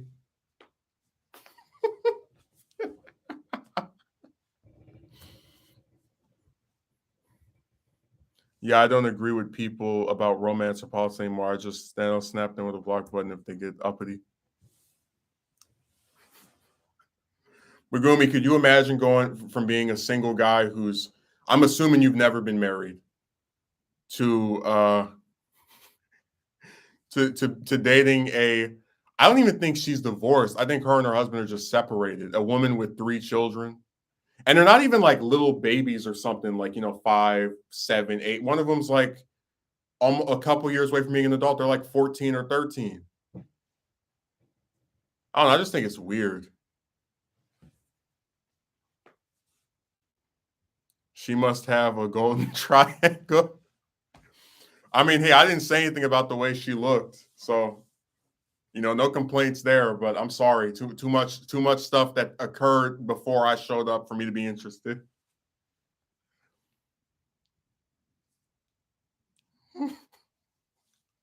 Dude, I'm telling you, it just seems so impossible to like actually meet a woman and like try to have a family with her. Like I just gave up on that entirely. Because every time you ask the ones that don't have kids, hey, do you want kids? They say no. And every time, like I'm not even joking. It's almost like it's a paradox where it's either a bunch of chicks that don't want to have children, period, or a bunch of them that have kids that like are and they're not with the man that they had the kid with. You know what I'm talking about, right? Where like you're there's no like middle ground. It's always one extreme or the other. You're just like, damn it.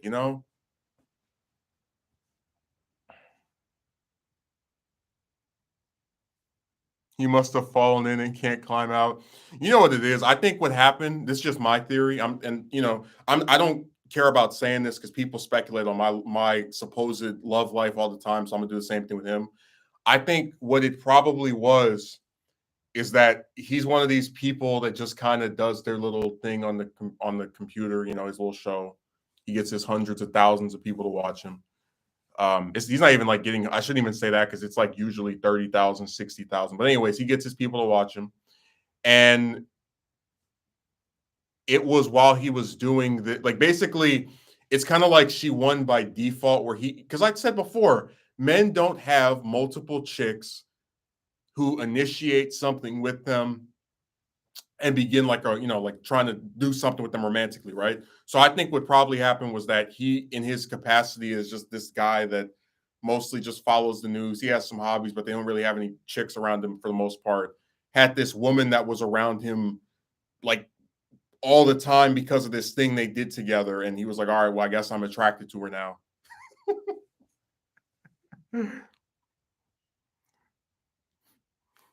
No, that's just my theory that she won by default. Because like I watch Kyle, and I'm not saying I'm like his like I know him on some personal level, but you can really get the sense with a lot of because people that study stuff, it's been proven, are not as outgoing as others who are kind of like more adventurous. Like they spend a lot of time by themselves reading something, writing something. So with her, it was like, oh, here's this person who is doing this thing about the thing I study for with me, and there's not really anybody else around me with a triangle. So I guess I'm attracted to her. She won by default. I told you when a man gets a woman to like him, it's this big accomplishment because of all these like other suitors that she has. When a woman gets a man to like her, it's like running for office and being the only person that's a candidate. Like you win by default. She may have money. Dude, I really don't think it's the money and influence. I think it really was just like genuine loneliness and no alternatives that he was like, all right, well, whatever.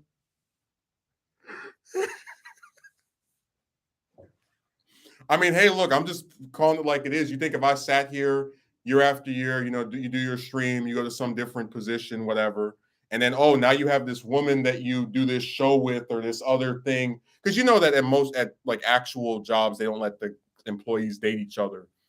But I'm saying that if you meet someone who's works with you and you're like you have no upper person that's going to get you fired, like it's not illegal to go on a date with this person, you're very inclined to do it because there's nothing else around you that has a triangle.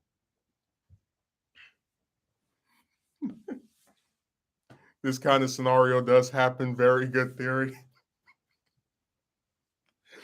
Dude, I'm telling you, all the guys that are into this stuff, they have the most like, and I don't even like saying this type of stuff about them because it's not an insult at all, but like, you notice how, because Jem, you watch them or you know of most of them, right? You notice how, but like, besides Jank and Jimmy and I guess maybe if you want to throw Shapiro in there, but besides them, most of these like younger guys, the ones that are like 30 something, you know, to like late 20s, whatever, 40s, like you notice how most of them don't really show like that they have a partner, or if they're you know what I'm talking about, right? Like it really does seem like if you cover this stuff and you're a man, you're gonna like go down this road of just perpetually being by yourself. So that's the theory I had, that he was just this guy that did his show on YouTube, right? He got very popular with it, and that gave him the opportunity to do this podcast with this woman. And because he doesn't really have any chicks around him in any, because he doesn't have a regular job, that's a fact. That's something that he disclosed. The only woman that was around him was the one he does the podcast with. So he was like, all right, well, I guess I'll be attracted to this person, whatever.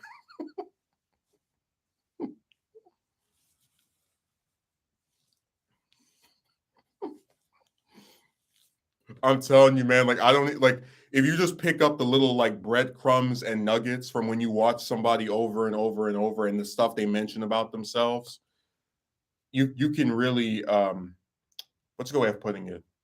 You can make certain determinations. The hosts don't mention nothing about their personal life because there's nothing to show.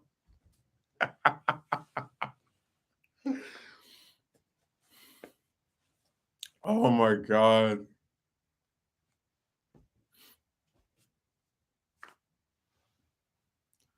Oh, this stuff is so depressing because you know how people always tell you that if you're a man, you need to like have hobbies and things that you like that are independent of chicks, which is stupid in the first place because there's a whole bunch of chicks that literally don't like anything. Like, you know what I'm talking about. There's a whole bunch of them that if you were to ask them, what do you like to do in your spare time? What kind of things do you do for fun? It would be very little. They might watch a show here or there. They might maybe call their friend, but as far as like an actual thing that they do, but you get the irony of it, right? They say that men are supposed to have hobbies and things that you feel strongly about, etc. Um, and with and it just seems like in having that hobby, one that was very lucrative for him. Remember, he has not over 900,000 subs. It's almost like it kind of caused him to be what's the way of putting it? I don't want to say sedentary or anything, but it's like there is something seclusive about being, and it could be any subject. Like when I write a script, I'm not talking to anybody else. When I do a stream, people come in the chat, whatever, but like it's always mostly me by myself. So do you see how it's very ironic that in doing something that is indisputably something he's passionate about and it's a hobby, etc., that he's been able to turn a profit from, it's like in a way it kind of crippled his romantic endeavors because it's something that unless you're getting invited to all of these different events on some kind of regular basis, which um, is debatable with him at best. I know he's been to some like politicons. You don't really have many opportunities to meet somebody. You know what I mean? Because, like I said, there are a whole bunch of people involved with that stuff who are not married. and have like no, they don't have a girlfriend or anything. They're just single perpetually. That's why I told you career success and like personal happiness often do not mesh well.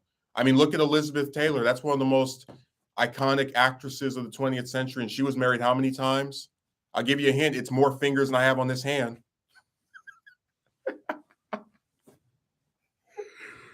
Man, she is the only person I have ever heard of that was married.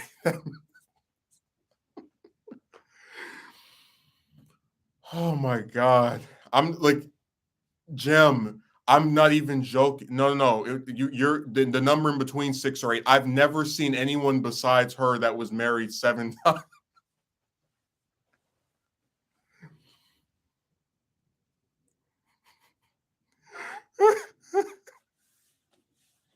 She had more husbands than some shows have TV seasons.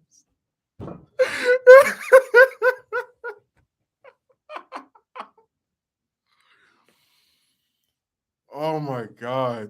Okay, let me remove Megumi Row. I've come across so much boring chicks and barely have anything to say. I remember one just told me they just listen to music and watch YouTube videos all day and they already finished school.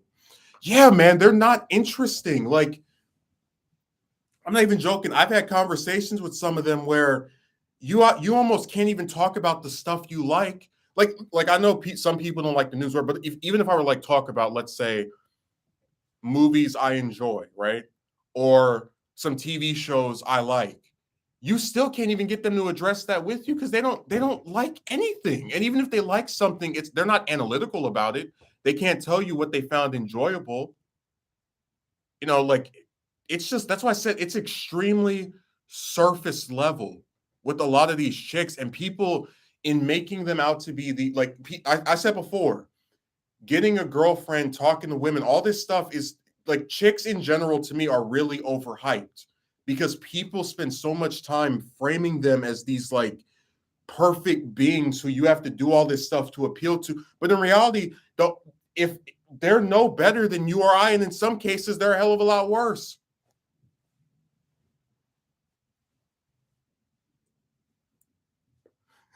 She must have been hard to deal with. She was probably bossy. Like I said, man, don't tell me about. I'll put it like this: I would rather be perpetually single than be married 7 times. That's right, I said it. I think I said before that the most times I'd be married would be twice because you can convince people of like a second act, like, hey, the first time was like a fluke and that this is real. After that, it would just be a joke. It would just be what is it? A self parody. Like, do you promise to stay with your third wife until in sickness and in health, and for until death do you part? And when I say I do, I'm just laughing. Yeah, I do. Yeah, because you just can't take it seriously anymore. Seriously, if somebody does something so much and just keeps not getting the result they want, it's a self parody. Like me going out and asking out chicks and actually thinking it's going to be different this time after all the instances where it was the same thing over and over and over and over again is a self parody. It's like it's a joke version of something that used to be real. It like years ago you used to believe, oh yeah, I really care about this woman and we're gonna have this decent dialogue and maybe you can go somewhere from there.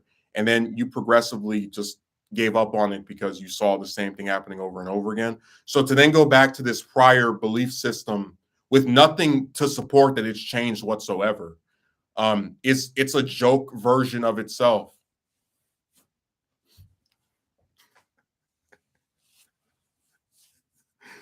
I'm not joking. If I like it, just like with the job stuff. If I only applied to maybe 5 positions and I got hired somewhere, and then I got fired and applied for another 6 and then got hired, I would think, okay, realistically, you got applied to a few places, but you'll hear from somebody back. But like me believing after the experiences I've had that like, oh yeah, this next place that smiles in my face and laughs and giggles is definitely going to hire me. It's a self parody. No, yeah, marriage would no longer be sacred in that example. And I told you, with with chicks, people tell you that you're supposed to have these intimate relationships with them where you care about each other and enjoy the company of the other person. And I'm sorry, but you can't have that when there's a bunch of them who refuse to do something as simple as going on a date, but expect you to go through these arduous periods of talking to them that go nowhere, where there is no progression, where they've even admitted out of their own mouth they have no expectations of what they want out of you. You're just going to indefinitely be on their computer saying things to them, hoping that one day they reciprocate, and it's never going to happen. And you know it's not going to happen, not because you have this like amazing look into the future, but because in every instance before it hasn't happened. So yes, it's a self-parody. It was a real thing when, back when I was like 13, 14, 15, 16, 17, like in middle school, high school. Oh, I really care about this woman and we talk to each other and I enjoy her company and we like, speaking and I really care about. But it's kind of hard to take that seriously when it's been the same old song and dance dozens of times now. Like you just like you can't have 100 best friends. You can't have 300 chicks that you feel close to or feel a connection with. It's a joke. I can never put myself through that. I'd most likely go insane.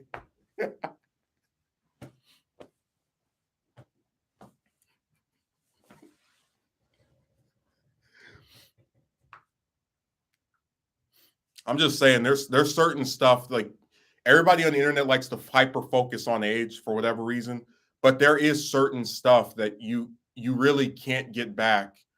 Um and that even at like it really doesn't matter what age you are if it just keeps happening to you over and over and you still believe something and your opinions have not been like evolved based off of what you've experienced, then it's a self-parody.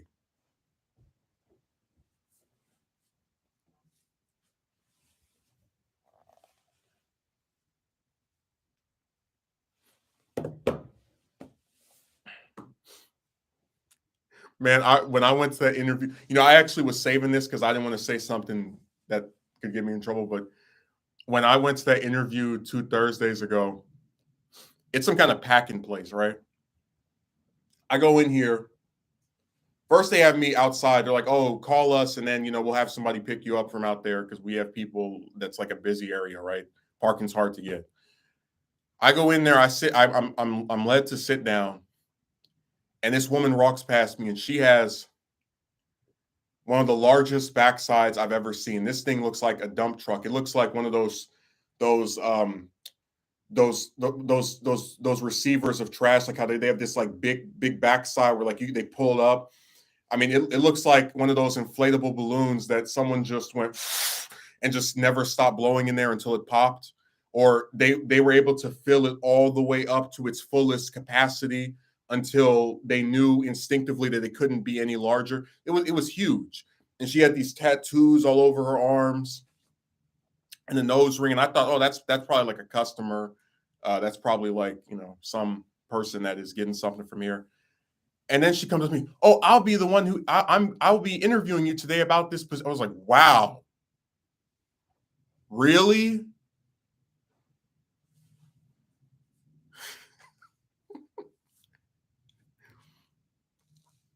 And I know it's so evil to describe the way a woman looks, but I'm just saying I was very surprised that was supposed like if I had actually gotten hired there, that was going to be my higher up.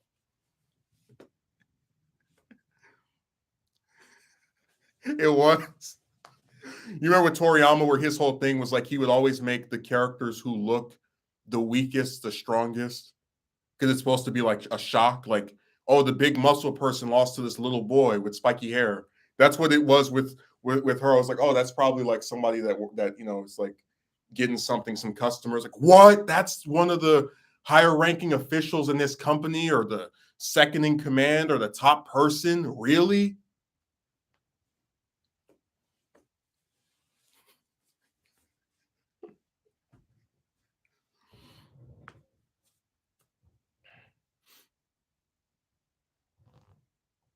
No, if you think about it, most stuff that like a man could be passionate about, the like I'm just saying if you really consider it, most things like a guy could find interesting to where he spends time like reading about it or even doing it himself, it really doesn't allow him that many opportunities to be around chicks. Like I, for example, just to give you an example, there are people that play, let's say, football professionally or baseball, basketball, wrestle, whatever. And all of the training for these sports entails a bunch of guys that are on a team or are part of some like group, right? Getting together up in some gym and training to, know what to do, be as fast as they can, et cetera, right? And if you look at a lot of the other stuff, right, like even stuff that's not about training, like if you read things, you're reading the book by yourself. If you go on the internet and read stuff about just anything, it's you by yourself. And that's why I said that it seems like there is an overarching thing where a lot of guys that actually have personalities and are interested in various things still don't find themselves around that many chicks because most of the stuff that men are into, whether it's something physical or something involving like your mind, whatever, it's really solitary or you're not really in a position to be around chicks. I really noticed that where that's why when I gave the example of Kyle, I was explaining that to me, this is a guy who, I mean, I know for a fact that YouTube is his job, right? That pays his bills, whatever. That's not an insult toward him. But it really doesn't surprise me that he would get with his co-star on this podcast because what other chicks is he even around, I'm just saying, the more you think about it, it's really disturbing because everybody tells you, you need to do this, you need to be adventurous, you need to have all of these different hobbies and attractions and interests. But it does the reverse for your dating life because chicks aren't into any of this stuff. I've noticed that as well when I was younger.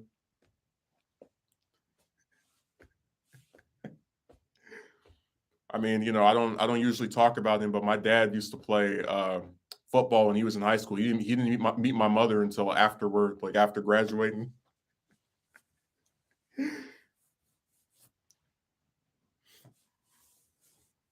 And remember, we are usually told to be our so. I'm just saying that with like I can't think of a hobby that somebody could have that they're passionate about that entails them meeting a bunch of women. I don't know. It just seems like the problem with trying to ask out chicks is that if you go to like a bar or a dating app, there's immediately this like romantic connotation around it, right? Um, and then if you go and try to meet with them in like a library or at school or um, what's another example? Some place like that, it's awkward because they're here to learn or they're here for some purpose that does not entail having a man like show interest in them. So basically, it's like you're damned if you do, damned if you don't. Where if you ask them out somewhere like a dating app or in person at like a mall or a bar, it's a thing where it immediately has a romantic subtext, which already puts them like on edge. Like, what does he want from me? And then if you ask them out at a school or a library or a grocery store, some other thing, you're annoying them because they have some other task they're trying to do. Like pretty much no. You see how no angle does this work?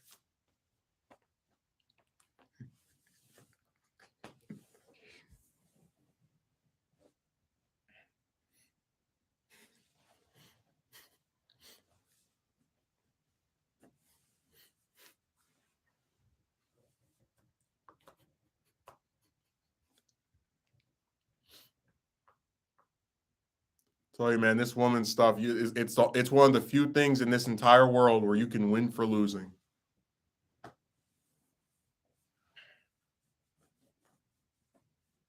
I know Akatsuki Merchant went to bed. He's getting ready to start his YouTube career tomorrow. He's going to be streaming for 8 hours.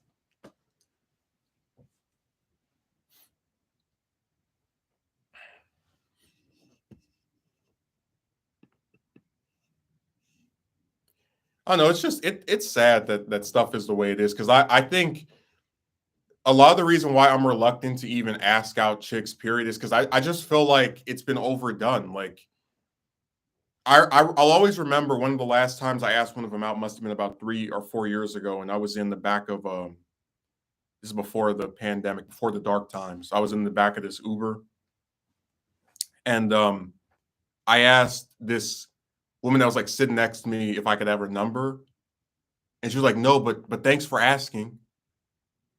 And I was just thinking to myself, I don't find her. I mean, I don't think she's ugly, but I don't really find her that attractive.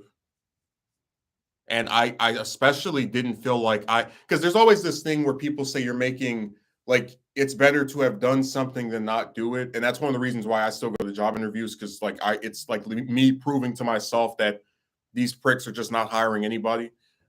But I felt pretty awful, like just uncomfortable asking out some random woman.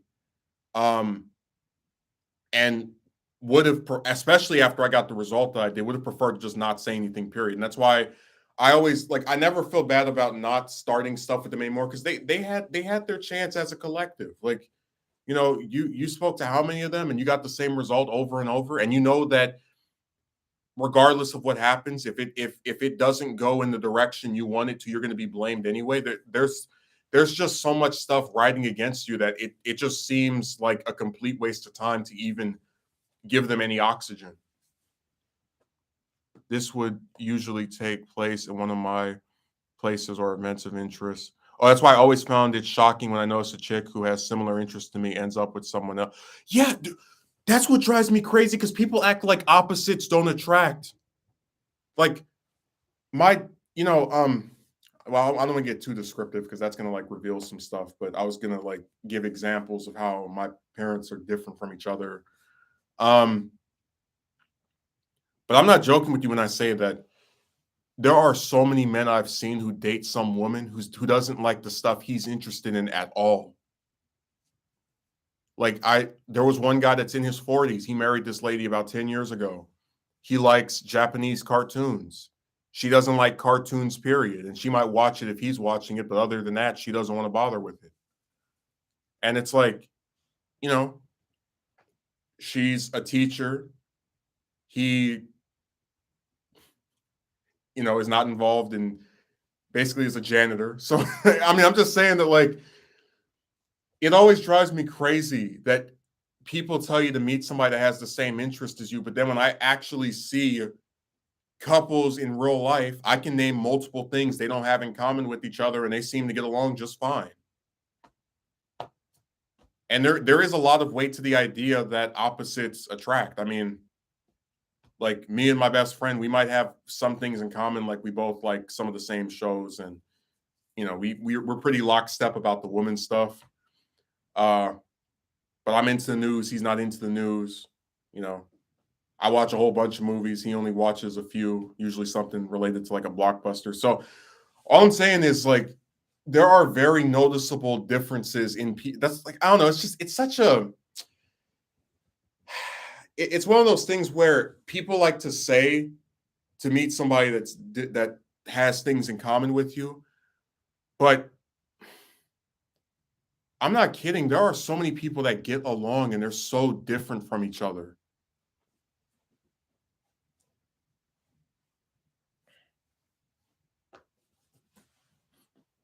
Absolutely. Opposites do attract. Indeed, it's everything you and your love interest needs to have in common.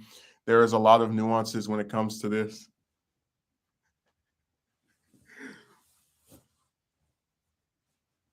It's kind of funny. Mark Hamill, I think his first wife was an actress, and he said that after it's either his first wife or some woman he dated was an actress. I'll never forget. He said that he learned to not date another actor again, um, because he felt like they were they were in competition with each other, which is something that is true. I mean, look at Phil Hartman and his wife. She felt like her career was going nowhere, and his was just blowing up and exploding, and he was getting featured in all this stuff, right? And so she was jealous of him and drinking, and that led to her, assassination of him.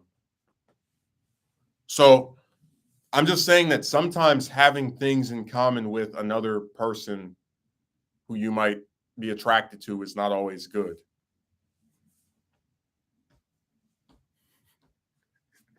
That's so crazy. I can think of like 4 or 5 different actor couples where like the fact that they were both actors played some role in the demise of their relationship. It's really interesting. Like I know a whole bunch of actors who dated each other and then they stop. And then some explicitly where it's like the woman is jealous of the man. Like I remember Stephen Collins' wife. Like here's a lady who sees her husband just steady work for like 30, 40 years. Um, and all the while, she has no problem keeping the secret that he touched kids, hush hush.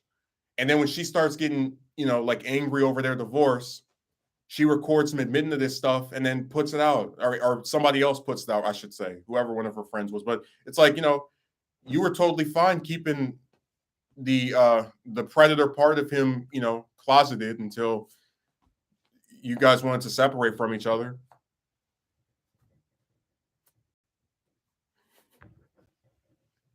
I'm just saying those are multiple instances where there's like a woman who's jealous of her husband. Like she wants to be an actress or she is an actress, and she's jealous of like her husband just exploding in popularity and having all this attention and praise.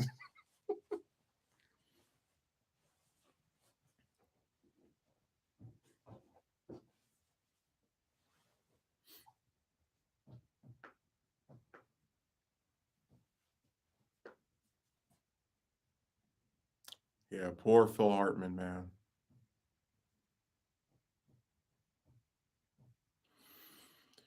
That was a funny guy who was always polite to people and entertaining, and he did not deserve to get a bullet put in his head by his own wife. That's what I said, man. It's just some people have some fates that you're just like this is insane.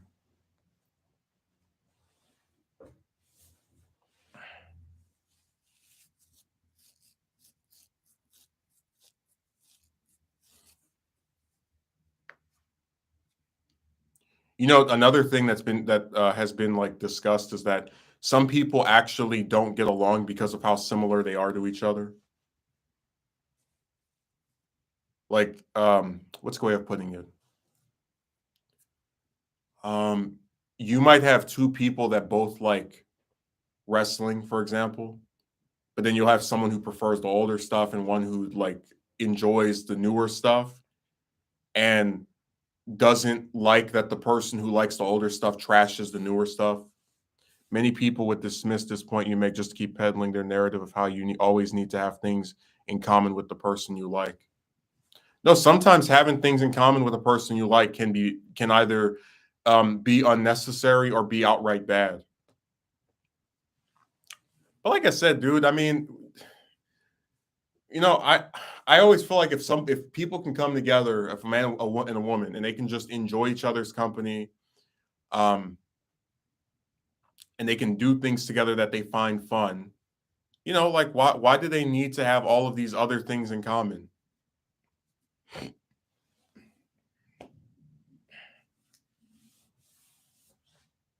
I don't know. It just seems like they like people have such a black and white view of romance. It's really interesting.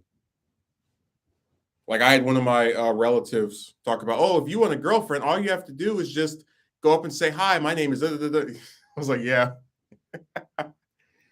So you're lucky you're not male because if you tried that stuff and thought you were gonna get a date from a woman, you'd be in there for a rude awakening.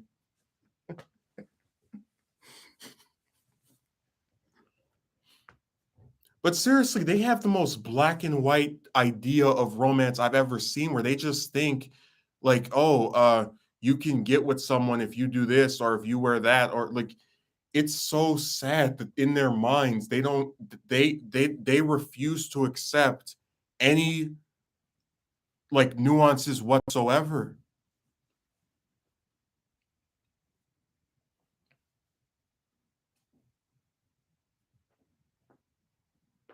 You always need to have things in common. That's probably something that worked back when social media wasn't so prevalent. Dude, I'm telling you, the internet destroyed chicks because it gave a lot of them these inflated egos from having a bunch of men like spinning in toilet water to try and get with them, who all have no chance of getting with her because she's not attracted to like 90 something percent of them. And then like the one that she is, she just plays with. And, it's like, it's all just a big, it's so funny how like they got, like men have always like approached chicks, right? Um, So that part of them is still there, but I'm not even joking. Some chicks will talk to a guy that lives down the street and a guy that lives in another country and like be torn between which one she likes more. And it's like, Heffa, you're not going to that other country. You don't have $1 in your pocket. Unless he flies you out there, you're doomed. You know what I mean? Like, you get where that's crazy? You have chicks. I don't know where you live, Megumi. Maybe I think it might not be the US, whatever. But let's say you lived in the UK, just as an example, and you have some woman and she lives maybe in a city next to yours, some driving distance, right? And at the same time as she's talking to you, who lives in a city that's across from hers in the UK, she's also talking to a guy that lives in Florida in the United States. It's like, woman, why are you talking to the guy from Florida? You're not going to go see him. This is going nowhere.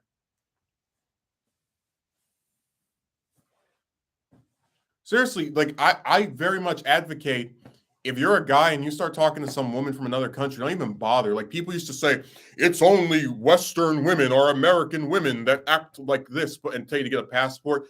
But I'm telling you, chicks from other countries are just as stupid. Like the one that agreed to marry me and then reneged, that one was from Australia.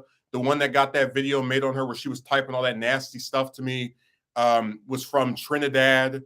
What's another example? The one that sat there and said all that gross garbage to me was from what's that stupid country that she was from? I'm trying to remember. And the country's not stupid. I'm just calling like I'm a whatever. I'm not gonna, if you get offended, whatever. Argentina, like it doesn't matter where they're from. They still act like buffoons.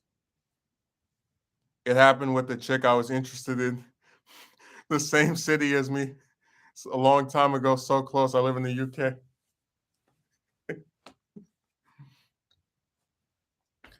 We go what I'm saying. Wait, you know what?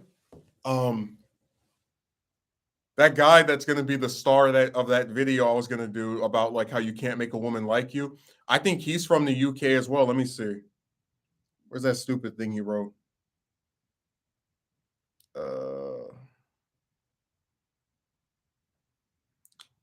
Let's see here.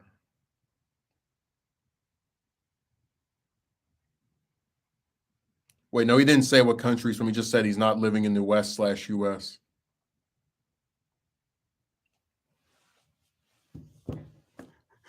Man, that was crazy. I'm telling you, I've spoken to chicks all over the globe, and they act just as dumb as the ones you find in your own backyard.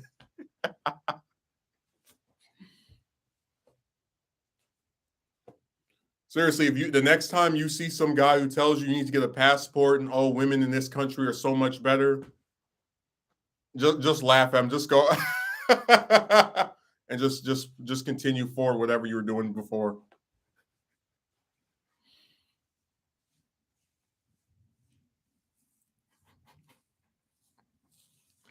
Yeah, they love the attention. They will talk to guys they have no romantic interest in whatsoever because of something they think they can get out of him.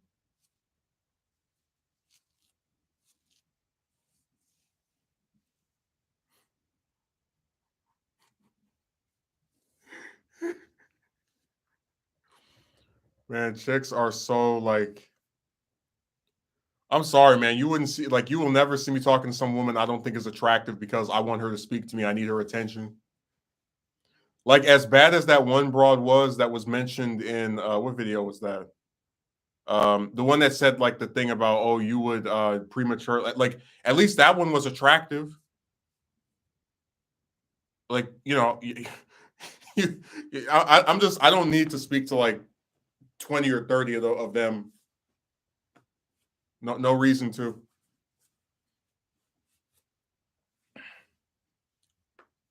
No, social media destroyed chicks. Like you can forget about having any good thing come out of them. If you want something romantic with one of them, where you think you're gonna like have this person that cares about you, I got some sad news for you. Yeah, but really, we live so close to each other, but she was still talking to another guy living in the US and couldn't choose between us. Maybe it's luck. I don't know. No, you know what?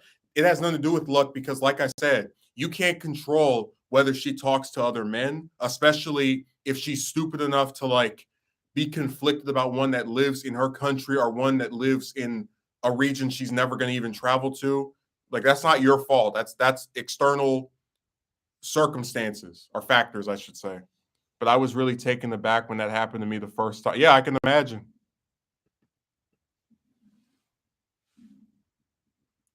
Um, they're just a group of people who gets a lot of breaks for being really stupid. But look, I'm gonna get off of here because I want to go get something to eat. I'm getting a little hungry, and I have to space out my meals. I only get to eat once a day now because of this terrible situation I'm in. Um, So thanks for showing up, Jem, Megumi, Akatsuki Merchant. And remember, in the 2020s, you're going to see women at their work. Oh, excuse me. I made a mistake. In the 2020s, you're going to see women at their best, wasting men's time for weeks or months on end, talking to 20 or 30 men, but only being interested in like two of them, getting pregnant over and over again because they can't learn their lesson, and posting on male dominated sites before complaining about all the unwanted male attention as if she didn't bring it on herself.